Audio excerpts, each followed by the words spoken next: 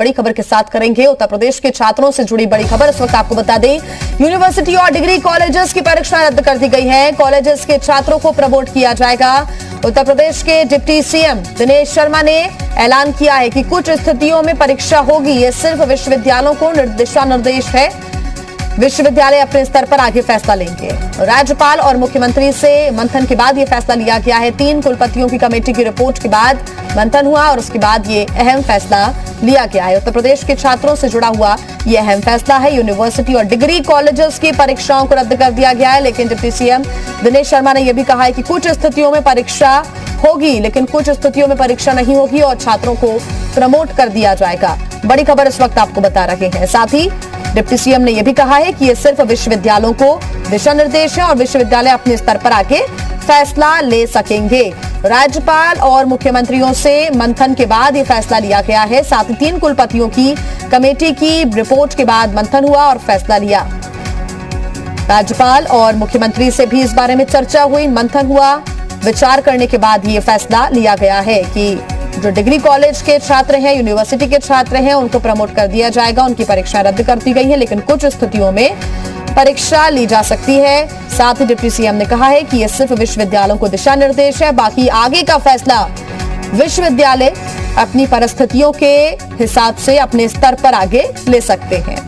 राज्यपाल मुख्यमंत्री से चर्चा हुई और उसके बाद यह फैसला लिया गया। ये भी आपको बता दें कि कोरोना काल में कोई भी रिस्क, कोई भी लापरवाही सरकार नहीं चाहती है। ऐसे में अगर परीक्षाएं होंगी तो भारी भीड़ देखने को मिल सकती है। और ज्यादा जानकारी के साथ जी मीडिया संवाददाता लखनऊ से मयूर शुक्ला हमारे साथ जुड़ गए हैं। मयूर, एक और बड़ा फैसला उत्तर प्रदेश के छात्रों के लिए लिया गया है। हालांकि डिप्टी सीएम दिनेश शर्मा ने यह भी कहा है कि यह विश्वविद्यालयों को दिशा निर्देश है कि परीक्षा रद्द की जाए, लेकिन अपने स्तर पर विश्वविद्यालय आगे फैसला ले सकते हैं। बिल्कुल, ये जो प्रेस कॉन्फ्रेंस डिप्टी सीएम ने की है, इसमें साफ तौर पे ये कहा गया है कि ये सिर्फ दिशा निर्देश है, किसी तरीके का आदेश नहीं दिया गया है।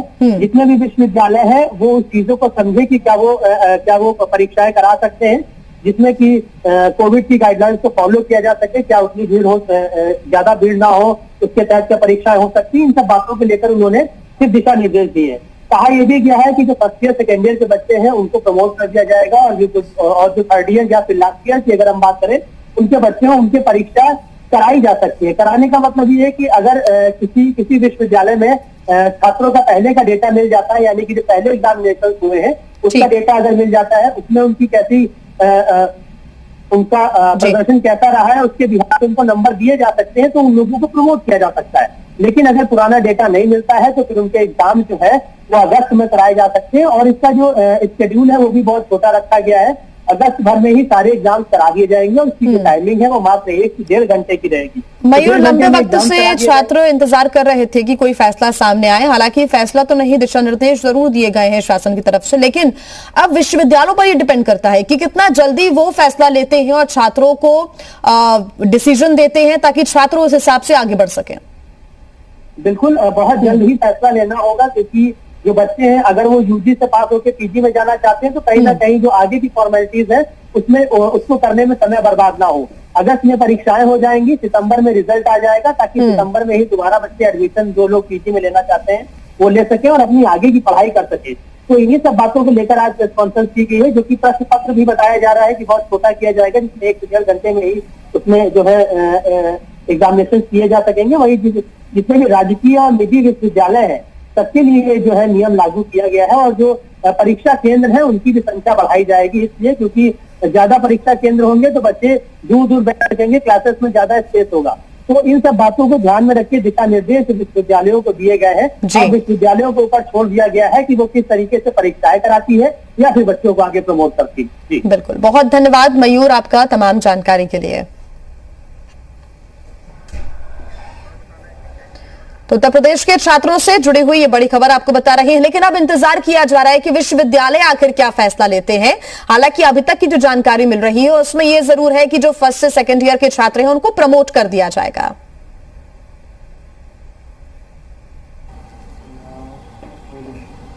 उच्च शिक्षा को लेकर के आज प्रदेश में बहुत बड़ा फैसला लिया गया है। इसी पर बातचीत करने के लिए हमारे साथ उत्तर प्रदेश के deputy CM doctor Dinesh Sharma ji हैं। आइए उनसे जानते हैं कि मुख्य बातें सर क्या है। सर क्या बड़ा फैसला लिया गया है और इसका मुख्य बातें क्या? देखिए, हमारे विश्वविद्यालय और महाविद्यालयों में पूरे प्रदेश में लगभग 41,000 के आसपास 41 लाख के आसपास विद्यार्थी हैं। उच्च शिक्षण संस्थाओं में स्नातक और स्नातकोत्तर उसमें सरकार ने निश्चय किया है, व्यापक विचार विमर्श के बाद श्री राज्यपाल महोदय और मुख्यमंत्री जी से परामर्श के बाद, जो हम लोग की एक कमेटी थी इसके मूल्यांकन के संबंध में, उसकी रिपोर्ट का परीक्षण करते हुए ये निर्णय हुआ है कि जो कुछ जगहों पर सेमेस्टर सिस्टम है, कुछ जगहों पर वार्षिक परीक्षा के आधार पर हमारी परीक्षाएं होती हैं। प्रथम वर्ष सभी जगह पर जो स्नातक है या स्नातकोत्तर है उनको हम लोग प्रमोट कर रहे हैं। जहां पर पिछले वर्ष यानी 2020 में स्नातक के प्रथम वर्ष की या प्रथम सेमेस्टर की परीक्षा हो चुकी थी, तो वहां पर उसके अंक के आधार पर द्वितीय वर्ष को भी हम प्रमोट कर देंगे। या वार्षिक परीक्षा में कुछ पेपर हमारे हो चुके थे द्वितीय वर्ष के या तृतीय वर्ष के या प्रथम वर्ष के, बाकी के नहीं हुए थे, तो जितने पेपर हुए थे तो उनके आधार पर हम औसत अंक देके उनका प्रमोशन कर देंगे। लेकिन जहां पर परीक्षाएं नहीं हुई थी, ना प्रथम वर्ष की ना ही बीच में मध्य सत्र में कोई परीक्षाएं हो पाई थी, उनमें हमने रखा है कि 1 से 1.5 घंटे के अंदर परीक्षा का निर्धारण हो समय सीमा में, और चाहे वो बहुविकल्पी हो, चाहे OMR सीट के आधार पे हो या जो सामान्य प्रश्न पत्रों में प्रश्न पूछे जाते हैं उसका आधार हो। ये जो समय है उसकी अवधि 1 से 1.5 घंटा से ज़्यादा नहीं हो सकती। ये एक दिशा निर्देश जारी किए हैं। वाइवा जो होगा वो ऑनलाइन होगा और उसको हम ऑफलाइन नहीं करेंगे। साथ में जो प्रैक्टिकल हैं वो हम लोग नहीं लेंगे। विश्वविद्यालय प्रैक्टिकल जो लिखित परीक्षा के आधार पर अंक होंगे उसमें लिए जाएंगे। जो हमारा स्नातक स्तर पे और जो स्नातकोत्तर स्तर पे जो परीक्षाएं हैं वो संपादित होंगी। सर इसके परिणाम कब तक आने की उम्मीद रहेगी और कैसे क्या रहेगा? ये अगस्त के मध्य तक परीक्षाओं को जो जिला स्तर की स्थितियां हैं, जिला प्रशासन से परामर्श करते हुए विश्वविद्यालय के कुलपति गण को इसके लिए अधिकृत किया गया है कि वो अपनी सुविधा के अनुसार किस प्रकार से प्रावधि को, प्रक्रिया को बनाएंगे, जो दिशा निर्देश है उनका पालन करते हुए।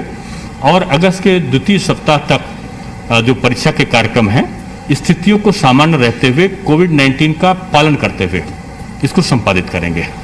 सर एक सवाल विषय से थोड़ा सा हटके है, वैक्सीन को लेकर के लगातार राजनीति हर स्तर पर हो रही है। अखिलेश तो उत्तर प्रदेश के डिप्टी सीएम दिनेश शर्मा से जी मीडिया ने खास बातचीत की। उन्होंने जानकारी दी है और साथ ही उन्होंने कहा है कि ये केवल एक तरीके से दिशा निर्देश यूनिवर्सिटीज को दे दिया गया है। अपने स्तर पर अब आगे जो विश्वविद्यालय हैं वो फैसला ले सकेंगे। हालांकि विश्वविद्यालयों पर अब ये डिपेंड करता है कि कितना जल्दी वो अपना फैसला सुनाते हैं, क्योंकि छात्र लगातार इंतजार करें। हालांकि ये भी बताया जा रहा है कि सितंबर तक छात्रों का रिजल्ट आ जाएगा, ताकि छात्र सितंबर के बाद दूसरे कॉलेज में या फिर उसी कॉलेज में एडमिशन आगे की पढ़ाई के लिए ले सकते हैं। अभी तक की जो जानकारी मिल रही है